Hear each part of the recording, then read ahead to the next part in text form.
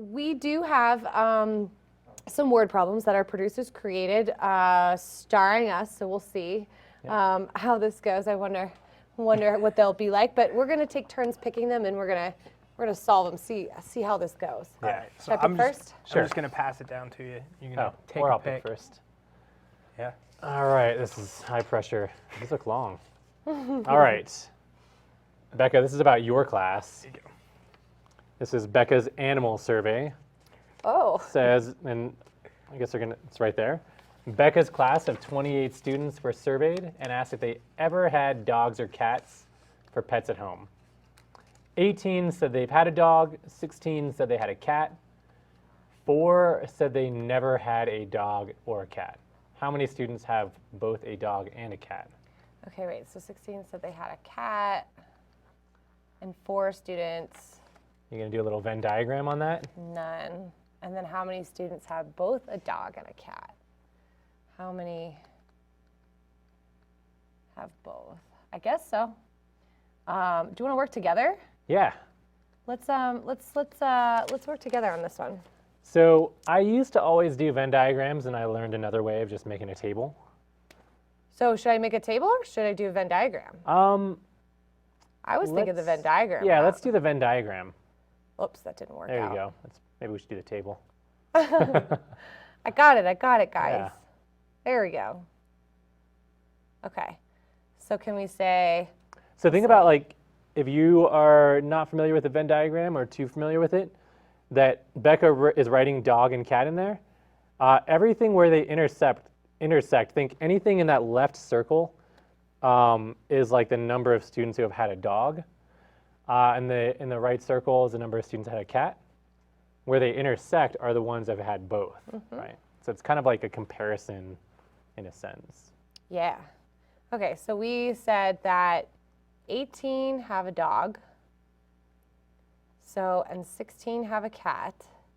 And then 4 have none. None. So I put the 4 on the outside because they wouldn't fall into either of them. Right. And so we want to know, and then we also know that all together this should all add up to 28 students. Yeah. So right now, if you were to just add up 18 plus 16, so we get 34. And so if you think about that, that's too many, right? That's definitely, and plus we still have the 4 that have had neither, right? Right. So we have 4 that have neither. So right now it looks like we're getting Yeah, where did these other 10 40 students come from? Or sorry, 38, goodness. 38 students, or 38. But here's the deal, is that this 18 is not just talking about a dog only. This Right. 18 is talking about dog, and maybe some of these 18 have a dog and a cat. And same with the cats, right? And same with the cats. So this 16 is not just that. It is a dog and a cat. Oops, I can't even do this right. Ugh. So that's that. So what I guess maybe my my diagram is really kind of misleading, is that all of this yellow together has to add up to give us 18. Yep. All of that, all of the yellow, and then Yeah. all of the purple has to add up to give us 16. So we need to find out where that difference is. So we need to kind of split that up. Like, how many of these 34 people have a dog, or have a dog and a cat? So that only 18 have dogs and 16 have cats. And I like to think about, we're looking for that intersection point, right? We're looking for how many have had both. Yeah. So always when we're looking for something, we always throw a variable in there. So we could just throw a little x in the middle. Let's call this an x. Okay, so what equation would you say we could?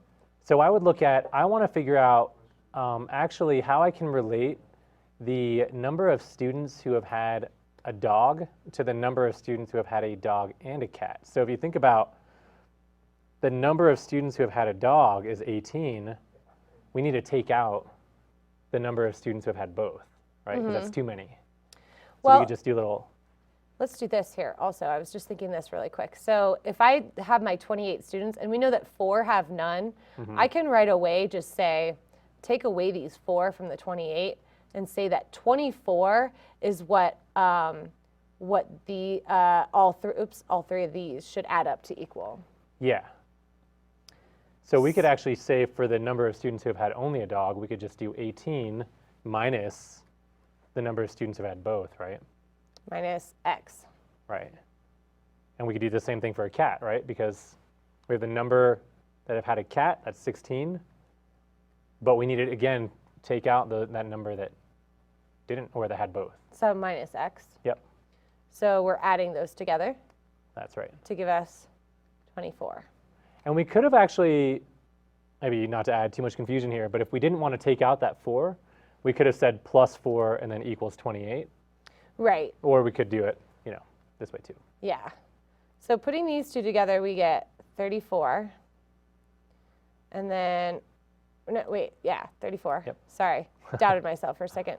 And then putting these two together, we get minus 2x equals 24. I used to get really thrown off when I would do these because I would think like, oh no, x is going to be negative and that's not possible. Yeah. But Oh no. we'll see what happens. So if that then works out. isolating x, we're going to subtract 34 from both sides. And we end up getting negative 2x is equal to negative 10. Dividing both sides by negative 2, we get x is equal to 5. So there it is, it's positive. So Right. let's actually think about this situation. So if there are 5 people who have both a dog and a cat, I now want my people who have a dog to add up to 18. Right. So if you have a dog only, it has to add up to 18. So we have 5 already who have both cats and dogs. So I'm going to say what number plus 5 gives me 18 altogether. That's going to be 13. And then over here with the cats, I know that both the people who have cats and dogs, 5, plus the people who have only cats, that has to add up to give me 16. So what plus 16, or sorry, what plus 5 would give me 16, and that's going to be 11. And then I have my 4 and neither. So here's where we can check it. We can say, all right, so I do have 18 people with a dog because my 13 plus 5. I do have 16 people with a cat.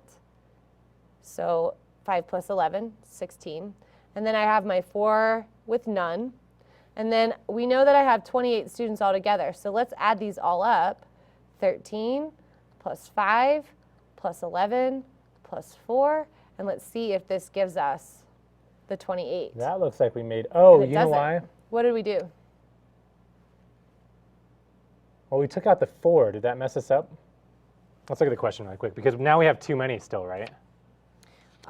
It looks like we have 23, 32.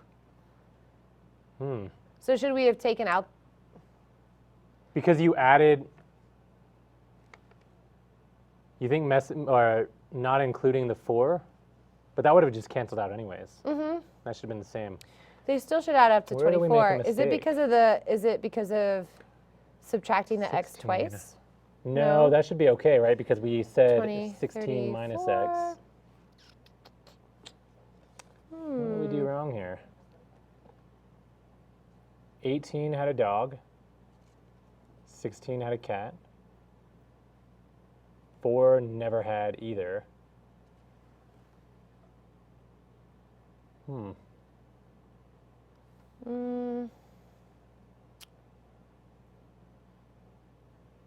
I'm a little confused as to where we made the mistake here. Me too.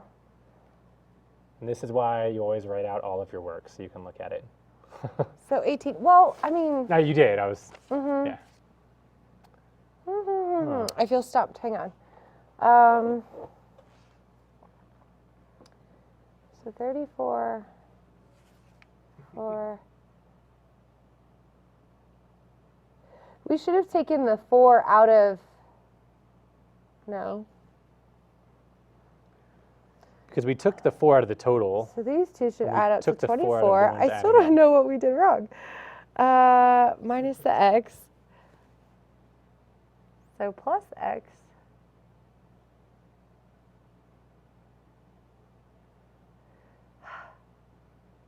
Okay, all three of these, let's see. If we called this x, this is our unknown.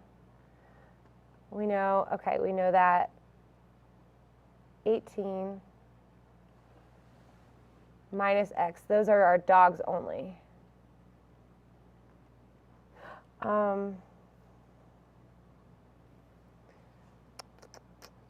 And then